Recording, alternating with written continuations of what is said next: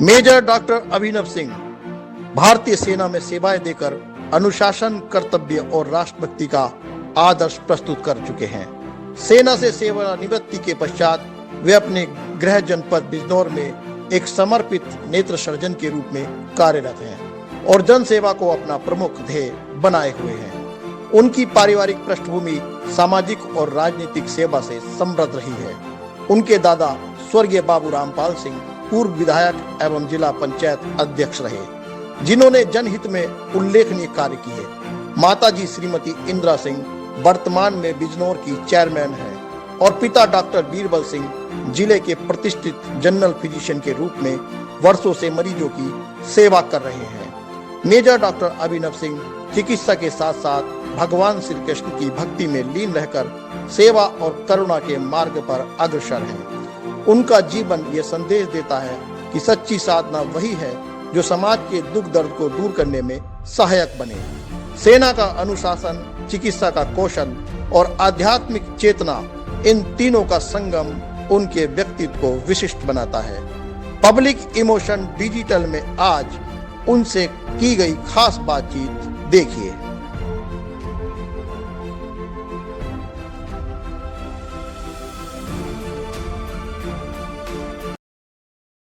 आप देख रहे हैं पब्लिक इमोशन। मैं हूं आपके साथ दीपा शर्मा। आज हमारे खास कार्यक्रम आज की बात खास शख्सियत के साथ। आज हमारे साथ खास मेहमान है डॉक्टर मेजर अभिनव सिंह जी, जो पेशे से एक नेत्र चिकित्सक हैं।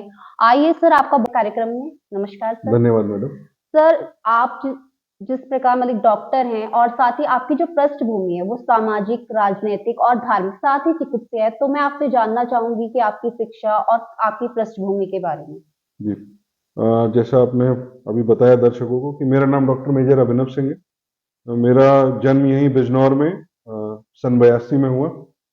मेरी माता जी का नाम श्रीमती इंदिरा सिंह, जो कि यहाँ की नगर पालिका की चेयरपर्सन है। मेरे पिताजी श्री डॉक्टर बीरबल सिंह, तो यहाँ पे वरिष्ठ फिजिशियन है और सामाजिक क्षेत्र में भी जुड़े हुए एक राजनीतिक व्यक्ति है। और मेरे बैकग्राउंड के बारे में बताना चाहूँगा तो मेरे दादाजी भी यहाँ से विधायक रहे, जिला पंचायत अध्यक्ष रहे, सहकारी बैंक चेयरमैन रहे, और मेरे नाना जी भी यहाँ से विधान परिषद सदस्य और जिला सहकारी बैंक के चेयरमैन रहे। तो सामाजिक पृष्ठभूमि तो हाँ परिवार की जरूर अवश्य रही, और गुरु कृपा, ईश्वर कृपा और परिवार के सब आशीर्वाद से मुझे भी समाज में कुछ करने का अवसर जरूर मिला। भारतीय सेना में जाके चिकित्सा सेवा देने का अवसर मुझे लगभग 10 वर्ष के लिए मिला। तो उसके लिए मैं बहुत आभारी हूँ और बहुत धन्यवाद देता हूँ परिवार का और सबका, मेरे गुरुओं का, जिनसे मैं ये सब पा पाया।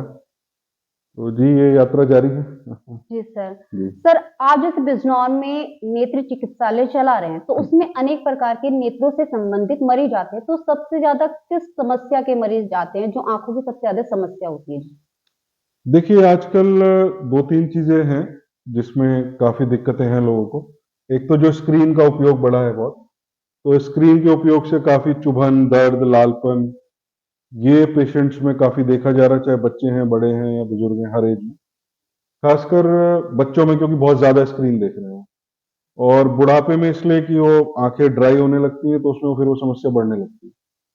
और दूसरा जो मोतिया है, सफेद मोतिया है, वो एक बहुत कॉमन बीमारी है, वो बुजुर्गों में बहुत ज्यादा देखा जाता है। और तीसरा जो चश्मे की समस्या है, चश्मा हर एज में आजकल, छोटे बच्चे से लेके कोई भी उम्र हो, तो ये 3-4 चीजें हैं जिसमें काफी समस्या देखी जा रही है। जैसे सर आपने बच्चों की बात करी और बड़ों की, तो कुछ जांचें भी होती होंगी जो करानी चाहिए, तो जैसे बच्चों के लिए कौन सी जांचें आवश्यक हैं या बड़ों के लिए, तो उन जांचों के बारे में सर बताना चाहेंगे आप? देखिए, पहला तो मेरा सजेशन बच्चों के लिए ये है कि जैसे ही जन्म के बाद थोड़ा बच्चा स्थिर हो जाए, तो आप 2-3 महीने, 6 महीने के अंदर अंदर एक बार नेत्र चिकित्सक को जरूर दिखा लें, क्योंकि छोटे बच्चों में कई बार भेंगेपन की स्थिति या कभी कभी उनमें मोतिया बनने की स्थिति भी हो जाती है। तो वो जितना जल्दी हम पकड़ लेते हैं, उसका जितना जल्दी इलाज होता है, तो बच्चे को जो लाभ होने का जितना चांस है वो और बढ़ जाता है। तो इसमें अर्ली डिटेक्शन, मतलब जितना जल्दी वो पता चले, उतना जल्दी इलाज हो, उतना जल्दी उसको सेवा मिले और वो अच्छा हो। देर होने से इसमें फिर तकलीफ होती है, फिर दिक्कत होती है। सर जैसे आपने कहा देर होने में समस्याएं आती है, तो किस प्रकार की समस्याएं आ जाती ये आता है कि नजर फिर उतनी लौट के नहीं आती। अगर हम देर से ऑपरेशन कर रहे हैं या देर से इलाज कर रहे हैं, देर से चश्मा दे रहे हैं, तो फिर नजर उतनी लौट के आने में कभी कभी रिस्क हो जाता है। है? और कभी कभी सर ऐसा भी हो सकता है कि शायद दृष्टि मतलब कि नेत्र में दिक्कत आ अगर जाती है। हाँ मोतिया बहुत, अगर आप बहुत लंबे समय तक वो अधूरा छूट जाए, तो फिर अगर काला पानी वगैरह बन जाए और वो नस को बिल्कुल खत्म कर दे, तो वैसा आजकल उतना नहीं देखा जाता। माँ बाप काफी आजकल जागरूक हैं, लेकिन फिर भी हाँ, अगर उसको हम लापरवाही में छोड़ दिया जाए, खासकर ग्रामीण अंचलों में जी ज्यादा जी। देखा जाता है, तो फिर पूरा दृष्टि जाने का भी उसमें खतरा होता है। सर जैसे आप सामाजिक कार्यों में भी रुचि रखते हैं, समय समय पर आपकी संस्थान के द्वारा जो आपका नेत्र चिकित्सालय का संस्थान उसके द्वारा नेत्र चिकित्सा के कैंप ग्रामीण क्षेत्रों में लगाए जाते हैं, तो जी। आप किस तरह की जागरूकता की कमी महसूस करते हैं ग्रामीण क्षेत्रों में? सबसे पहली कमी तो यही है कि यहाँ व्यक्तियों को ऐसा मन में आभास है कि नहीं, हम फरवरी मार्च या अक्टूबर के महीने में ही ऑपरेशन कराएंगे, कि जब ना ज्यादा ठंड हो ना गर्मी हो। तो उसमें क्या देखा गया है कि कई बार आपको मोतिया है वो 6-8 महीने में इतना तेजी के साथ बढ़ जाता है, या उसकी वजह से उसमें काला पानी बन जाता है, तो दृष्टि पूरी तरह से चली जाती है। लेकिन ये एक रूढ़िवादी सोच भी आप कह सकते हैं कि वो जबरदस्ती चाहते हैं कि नहीं, हमको इसी समय में ही ऑपरेशन कराना है। तो ये एक अच्छी सोच नहीं है। जैसे डॉक्टर से आपका जानकारी हुई कि नहीं मोतिया है, ऑपरेशन करा लेना चाहिए, यानी इस तो फिर त्वरित कराना चाहिए। यानी इस अंधविश्वास से जनता को मतलब दूर रहना चाहिए, और जिस समय डॉक्टर परामर्श दे हाँ या हाँ जानकारी दे कि आपको नेत्रों के बारे में हाँ ऑपरेशन आदि या मोतियाबिंद का इलाज कराना है, तो कराना हाँ, चाहिए। जल्दी कराना चाहिए। सर आज के समय में मोबाइल, लैपटॉप, कंप्यूटर आदि की बहुत ज्यादा इस्तेमाल होने लगा, तो उसका हमारी आंखों पर क्या प्रभाव पड़ता है या किस प्रकार से वो हमारी आंखों के लिए घातक है? देखिए, वो रेडिएशन अच्छी तो नहीं है आंखों के लिए, लेकिन आजकल ये एक आप कह सकते हैं कि लग्जरी ना छोड़ के नीड बन गया है। जी तो मेरा सजेशन इसमें हमेशा यही रहता है कि ये जितना हमारा उपयोग के लिए, कार्य के लिए जरूरी है, उतना इसको देखें। दूसरी चीज इसमें है कि ये बहुत हाईली एडिक्टिव है। जी इससे जो हमारा डोपामिन रिलीज माइंड पे, ये एक एडिक्शन का बहुत बड़ा स्ट्रॉन्ग सेंटर है। बड़े लोगों को छोड़ने में इसमें समस्या है, जी तो छोटे बच्चे तो इसको वो बेचारे कैसे ही छोड़ेंगे। तो इसमें हमेशा मेरी सलाह रही है कि योग, वॉक, कागज की किताबों से पढ़ना, जी जी। इस तरीके की हैबिट्स हम ज्यादा डेवलप करेंगे तो ऑटोमेटिकली इससे मोबाइल से हमारा उपयोग कम हो जाएगा। अच्छा सर, आप राधा कृष्ण जी के उपासक रहे हैं, जी धर्म से भी जुड़े हुए हैं, जी। तो मैं जानना चाहूंगी कि आप किन किन संस्थाओं से जुड़े हुए हैं जो धर्म से? मैं लगभग 2004 2003 के लगभग, जब मेरा प्रथम वर्ष था एमबीबीएस का एफएमसी पुणे में, तो मैं इस्कॉन संस्था की कुछ किताबों के माध्यम से, जो मेरे कॉलेज के ही मंदिर में रखी थी, जी और वो मंदिर भी 2-3 किलोमीटर ही दूर था इस्कॉन मंदिर, तो वहां से मैं संपर्क में आया। और इसी भक्ति वेदांत स्वामी शिल प्रभुपाद जी जी जी। के कृपा से इस्कॉन से जुड़ने का सौभाग्य मिला। और फिर अभी उन्हीं से ही हम प्रेरणा लेके भक्ति वेदांत विद्या भवन गुरुकुल हैं, जो कि अभी लगभग 17-18 जगहों पर श्रीमन दास गदाधर प्रभु जी मेरे स्पिरिचुअल मेंटर हैं, वो उनके देख रेख में 17-18 स्थानों पे भारतवर्ष में गुरुकुल चल रहे हैं। जी सर। सर जैसे कि आपकी जो पृष्ठभूमि है या विरासत है वो राजनीति की रही है, तो आपकी राजनीति के बारे में क्या रुचि है? क्या आप भविष्य में राजनीति में आना चाहेंगे? मैं इसे सेवा के माध्यम से देखता हूँ। जी अभी सर। तो ऐसे कोई मुझे आसार नहीं दिखते कि मैं राजनीति में मेरा कोई जाने का ऐसा कोई चांस है या मैं जाने वाला हूँ। जी लेकिन हाँ, ये एक सेवा का अवसर है। अगर ऐसी कोई परिस्थिति बनती है तो सेवा की है, सेवा और भाव ऐसा से। कोई परिस्थिति बनती है तो मैं उसे सेवा का ही माध्यम मानता हूँ, तो जी उसमें कोई हिचक नहीं है, और हो तो कोई करने में जी दिक्कत जी। नहीं है। सर अंतिम सवाल कि आपके जीवन का हाई पॉइंट क्या रहा है? मेरे जीवन का हाई पॉइंट भगवान नाम जप है। जी उसने मुझे नित्य बहुत एक हाई एनर्जी में रखा है। जी और दूसरा, शिल प्रभुपाद जी, दास गदाधर प्रभु जी के संपर्क में आना। जी। और मैं बहुत बहुत धन्यवाद भी देता हूँ कि जिस परिवार में मैंने जन्म लिया, उसके माध्यम से मैं ये सेवा के कार्य इतने कर पाया। तो मैं अपने माता पिता, परिवारजन, दादाजी का, स्वर्गीय दादाजी का बहुत बहुत आभारी हूँ। उन्होंने हमें बहुत अच्छे संस्कार, बहुत अच्छे सेवा का माध्यम दिया। और मेरा हाई पॉइंट एक ये भी है कि मैं अगर आपने, जरूर आपने नाम सुना होगा, विंग जी कमांडर जी अभिनंदन जी। जी थे। तो जब जैसे ही वो 2-3 दिन बाद आए थे, जहाँ पे उनके साथ वो इंसिडेंस हुआ था जी पाकिस्तान में, तो आर्मी हॉस्पिटल आर आए थे उसके बाद। तो उनकी आप बिजनौर में हॉस्पिटल खोलने से पहले आर्मी में मेजर रहे हैं, तो उस जो कार्यकाल था आपका उस समय का कैसा आपका आर्मी का अनुभव रहा? देखिए मेरा बहुत अच्छा अनुभव है। जी मैं ये भी जरूर मानता हूँ कि मेरा जो भी व्यक्तित्व है उसमें दो संस्थाओं का, एक तो इस्कॉन संस्था का और जो भक्ति वेदांत विद्या भवन गुरुकुल है हमारे, और आर्मी का, ये दोनों का सबसे बड़ा प्रभाव है मेरे जीवन में।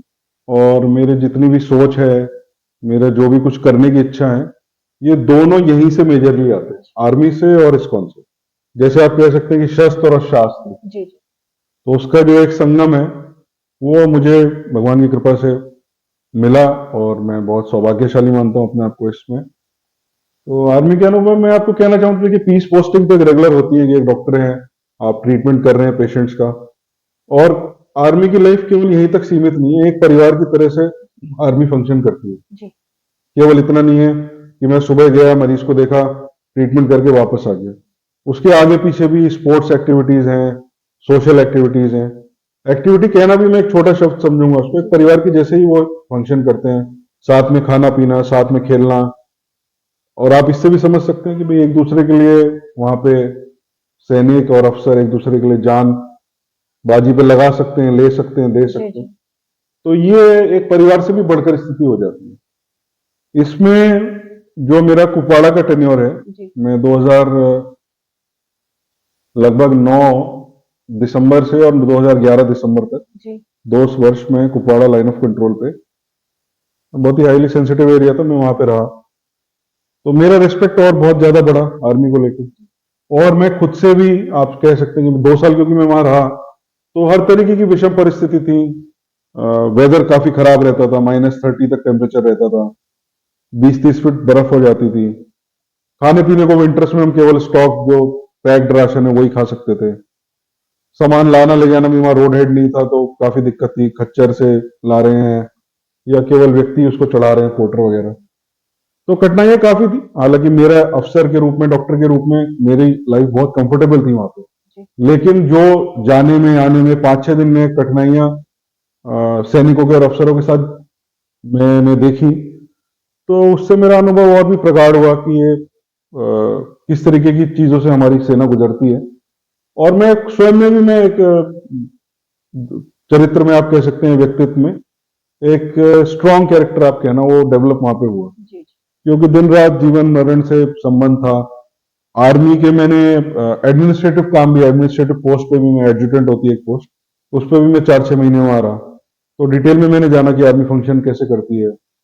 और दिन रात बस वहां, आप जानते हैं लाइन ऑफ कंट्रोल पे तो आप कोई समय ऐसा नहीं कि आप एक्टिव नहीं है, दिन रात आप ड्यूटी पे ही हैं। तो एक बहुत अच्छा अनुभव था।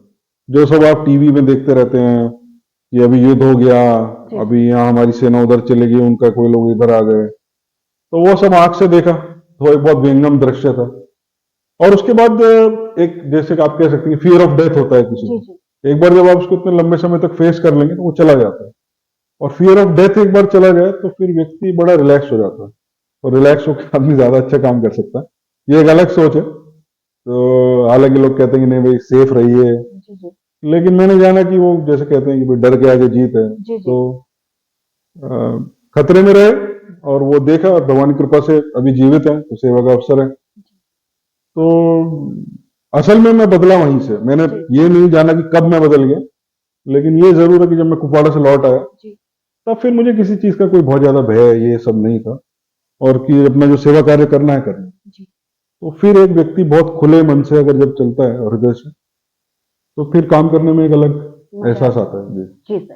हाँ सर, बिजनौर में आपका नेत्र चिकित्सालय है, तो नेत्र चिकित्सालय में आप जिस तरह से कार्य कर रहे हैं, तो आपका क्या अनुभव रहा? मेरा बहुत अच्छा अनुभव है। जी एक तो मैं जरूर कहना चाहूंगा कि बिजनौर की जो आप कह सकते हैं 90% से ऊपर जनता है, जी वो बहुत ही भलमानस से है, जी उनका हृदय बहुत साफ है।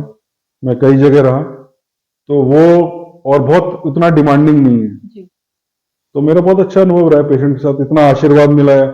मेरे परिवार की क्या स्थिति है, पेशेंट्स ने आके मुझे बताया, तो वो मुझे बार बार एहसास होता है कि नहीं, कि कुछ अच्छा करना है, जरूर करना है।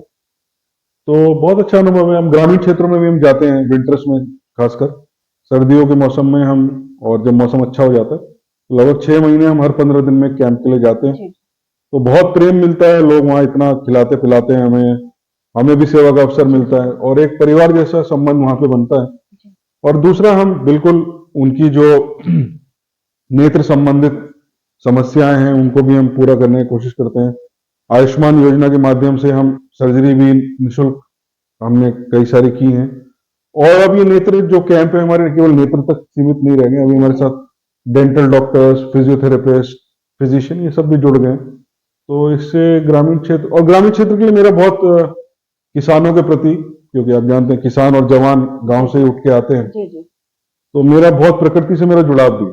मुझे नदी नाले ये खेत खलियान जी, और जो वाइल्ड लाइफ है जी इससे मुझे बड़ा अट्रैक्शन है। तो अब शहर में वो सब नहीं मिल पाता, हर 15 दिन में चले जाते हैं तो अच्छा लगता है। तो और भी इसको करने का प्रयास है, लेकिन अभी यहाँ कार्य की कुछ सीमाएं हैं।